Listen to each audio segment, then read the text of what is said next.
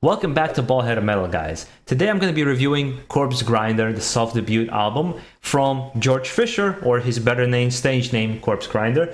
The vocalist of Cannibal Corpse decided to kind of venture off and create his own band and his own thing. And the album is finally releasing at the end of February. And I feel like it's going to be a gift that keeps on giving for any fan of Cannibal Corpse. They were treated to the new album, Violence Unimagined, which I gotta say I only heard last year, like very late. But man, was it good. I really loved this album, so it was exciting for me to jump into George Fisher's project and see what it's all about. And I don't want to stretch it out any longer. I want to say that this album is exactly what you expect. It is more of the same, what you kind of heard from Cannibal Corpse, but I think in the best possible way.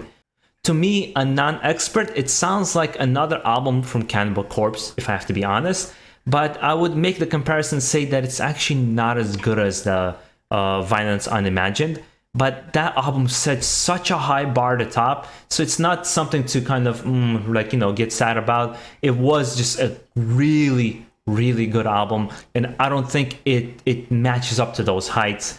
And it's mainly because the songwriting, I feel, is not as creative on this particular project. And in my opinion, it's as brutal as ever, and it's as brutal as Cannibal Corpse. You're gonna get that element. It's just not as creative or not as intricate, I would say, as Violence Unimagined. It consists of 10 songs, with only one song barely reaching the 4-minute mark. It reminds me of something like Rain and Blood, where it's just fast, relentless, old school metal record. And I like all the songs on the album, but I do like the latter half of the album more, with songs like Devourer of Souls, Defined by Your Demise, or even Crimson Proof. I thought were just really good songs. I mentioned this actually on my review of Immolation that I did earlier in the week, that it holds true here as well. Veteran death metal bands just have this energy and aggression that I just don't hear from new bands in the genre, despite that they're faster, more technical, and even louder. It must be that the stripped down approach to music writing and not overstuffing songs with progression or solos and all these other things that gives, I think, bands like Corpsegrinder, Immolation, and Cannibal Corpse that brutal feel, at least to me personally. Or perhaps I'm just being nostalgic of the old school era and what I remember those albums to be, with things like Bolt Thrower, here I go again, plugging that in.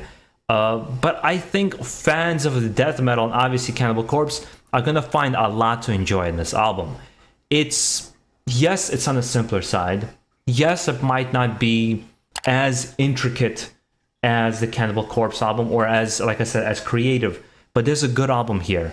And Corpsegrinder provides just, again, brutal vocals throughout.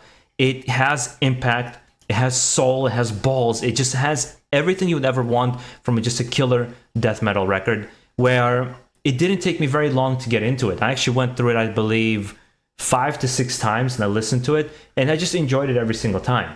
It's just, I think what they should have done probably is release it a little bit later, because I feel like people are still quite fresh from the Cannibal Corpse album, and I think despite the fact that we probably shouldn't do the comparison of the two, people are going to compare it to that, and that's where it might lose some of its oomph to some people, because once we start comparing, oh, this album was better, and this whole shebang starts. I feel like maybe they should have given a little bit more time for Cannibal Corpse fans to really grind through it, because I think they're going to be the initial fans jumping in onto this band. I don't think a lot of people are going to know, if you're never into death metal, or you're never into Cannibal Corpse, you don't know what the fuck Corpsegrinder is, it's not going to mean anything to you.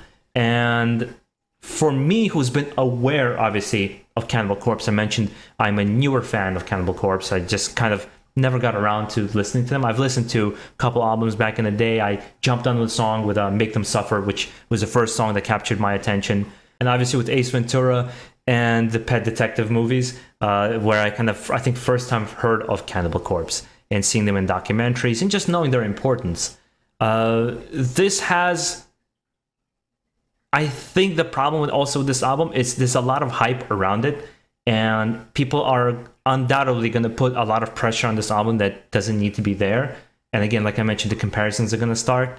But I think it stands on its own 2 legs well. The production is good.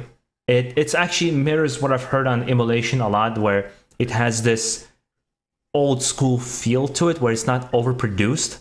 and doesn't sound like just crispy, piercing sound. It just has that kind of like 90s slight kind of buzzing. I can't explain it. It just has that feel. I close my eyes and I remember those albums from the 90s. With that being said, I do want to hear from the fans what you think of the album as well, and how do you compare it. Again, I said let's not compare, but at the very least, how do you feel about the two albums from Cannibal Corpse and now the Corpsegrinder solo project? How do you feel about even the question, old school death metal and modern death metal? Obviously, they're very different beasts, and they've changed their styles. I prefer both based on mood. For example, I tend to gravitate to something like Asphyx and Bolt Thrower a lot because, yes, they're very simplistic and kind of monotone sometimes, but they're just so groovy and just get my attention. The brutality absolutely gets me, which is why I get into bands like Immolation and Corpsegrinder, Cannibal Corpse very easily because they have that same feeling to me.